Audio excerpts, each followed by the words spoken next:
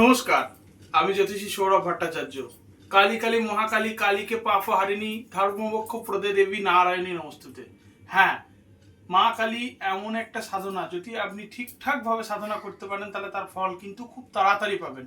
করুন আমাবস্যাতে এই একটি কাজ। আপনার বাড়ির কালী মন্দিরে বা আশেপাশের কালী মন্দিরে যখন বলি হবে, সেই বলি, ছাগ বলি বা যে কোনো কিছু বলি, খড়গ ধৌত জলটা, খড়গটাকে ধৌত করবেন জলে, গঙ্গা জলে অবশ্যই।